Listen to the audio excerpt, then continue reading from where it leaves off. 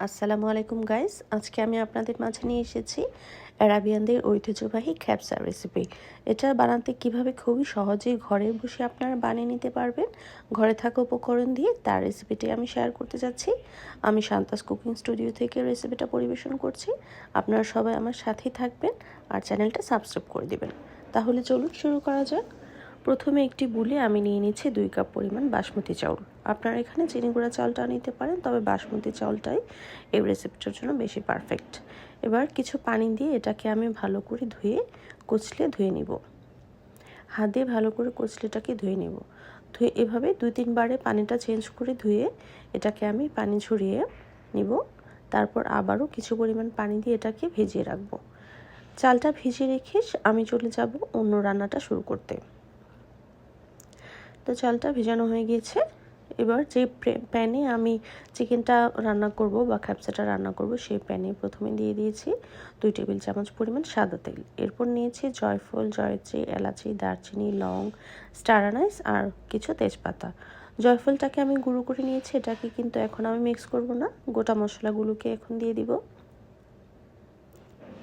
এগুলোকে দিয়ে ভালো করে নেড়ে ছেড়ে একটু ভাজা হওয়ার জন্য অপেক্ষা করব। একটু ভাজা ভাজা হয়ে আসলে তখন সেটাতে আমি অ্যাড করে দিচ্ছি অন্য একটি মশলা। কিছু পেঁয়াজ কুচি আমি অ্যাড করে দিয়েছি। এটা ভাজা হওয়ার পর পেঁয়াজ কুচিটাকে আমি এখানে কিউব করে কেটেছি, আপনারা আপনাদের পছন্দ শেপে কাটতে পারেন। পেঁয়াজটা ট্রান্সপারেন্ট কালার হয়ে আসলে এটাকে আমি নেড়ে ছেড়ে বুঝতে হবে যে পেঁয়াজটা এবার হয়ে গিয়েছে। এবার এতে দিয়ে দিচ্ছি আমি 3 টেবিল চামচ পরিমাণ আদা রসুন পেস্ট। আদা রসুন পেস্টটাকে আমি 3 টেবিল চামচ পরিমাণ পানি দিয়ে গুলিয়ে নিয়েছি। এভাবে পানি দিয়ে গুলিয়ে আদা রসুন পেস্টটা দিলে হয় কি, আপনার পেঁয়াজ থেকে বা তেল থেকে আদা রসুন পেস্টটা ছিটকে আসবে না। এটা সুন্দরভাবে স্মুথলি মিশে যাবে তেলের সাথে, আর আপনার নাড়াচাড়া করতেও খুবই সহজ হবে। এভাবে আলতো হাতে নেড়ে ছেড়ে আমি সবগুলি মশলাকে মিক্স করে নেব। চুলার হিটটা কিন্তু এবার পর্যায়ে মিডিয়াম হাইতে থাকবে। এবার দিয়ে দিচ্ছি স্বাদ মতো লবণ। আমি এখানে 1.5 টেবিল চামচ পরিমাণ লবণ দিয়েছি। যেহেতু এখানে আবার পোলার চালটাও রান্না হবে, সেহেতু লবণটা একটু বাড়িয়ে দিতে হবে। এবার এখানে আমি অ্যাড করে দিচ্ছি চিকেনগুলোকে আমি মাঝ বরাবর কুচি করে কেটে নিয়েছি, চিড়ে নিয়েছি। এভাবে সুন্দর করে চিড়ে নিলে চিকেনটা দেখতে ভালো লাগে। আর এখানে দিয়ে দিচ্ছি মরিচ 2 চা চামচ। যেহেতু আমরা বাঙালি মরিচটা বেশি খাই, সেজন্য 2 চা চামচ মরিচ ইউজ করেছি। আর হলুদ দিয়েছি 1/2 চা চামচ, ধনিয়ার গুঁড়া 1 চা চামচ, জিরের গুঁড়া 1 চা চামচ। আর যে জয়ফলটা আমি গুঁড়ো করে রেখেছিলাম, 4 ভাগের 1 ভাগ জয়ফল, একটা জয়ফলের 4 ভাগের 1 ভাগ নিয়েছিলাম, সেই গুঁড়োটাকে আমি এবার এই মশলার সাথে মিক্স করে দিয়েছি। এবার মশলাটা যাতে পুড়ে বা লেগে না যায়, সেজন্য অল্প হালকা 1/2 কাপের চেয়েও কম একটু পানি আমি দিয়ে এটাকে অ্যাড করে নিয়েছি। এবার দিয়ে দিচ্ছি টমেটো পেস্ট বা টমেটো সস। আমার বাসায় টমেটো পেস্ট ছিল না, সেজন্য টমেটো সসটা ইউজ করেছি। আপনারা টমেটো সস দিয়েও এটাকে রান্না করতে পারবেন। টমেটো সস দেওয়ার পর দিয়ে দিয়েছি ফ্রেশ টমেটো। এখানে ছোট সাইজের 4টা ফ্রেশ টমেটোকে আমি কুচি করে কেটে নিয়েছি। তো এবার এগুলিকে হালকা নেড়ে চেড়ে ঢাকনাটা দিয়ে একটু ঢেকে দিব, টমেটোটা একটু সফট হওয়ার জন্য।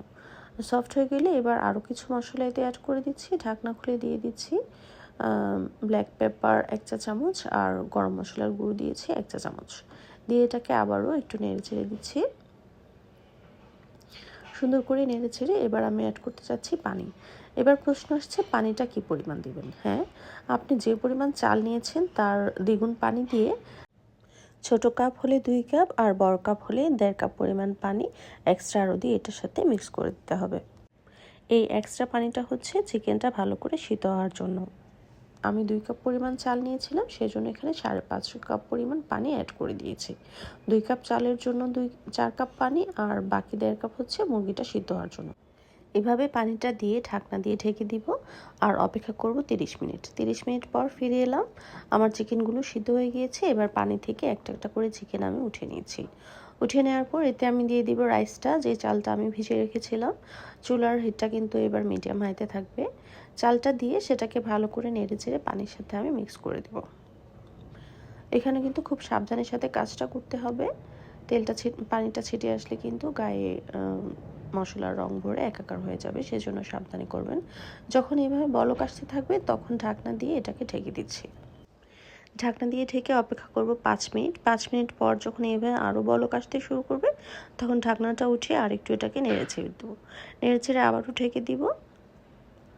এই তো ঢেকে দিচ্ছি। ঢেকে দেওয়ার পর যখন চুলার পানি এবং রাইসটা সমান লেভেলে এসে যাবে, তখন হিটটাকে আরেকটু কমিয়ে লোতে দিয়ে মিডিয়াম লোতে দিয়ে দিতে হবে। লোতে দিয়ে এটাকে আরেকটু নেড়ে ছেড়ে দিতে হবে।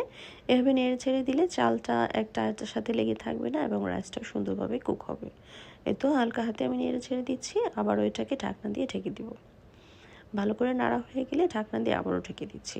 এই পর্যায়ে আরও 5 থেকে 7 মিনিট অপেক্ষা করব। আর যে পর্যায়ে দেখবেন যে চালটা প্রায় হয়ে এসেছে, চুলার তাপটাকে এই পর্যায়ে একদম লোতে দিয়ে ঢাকনা দিয়ে আবারও ঢেকে দিব।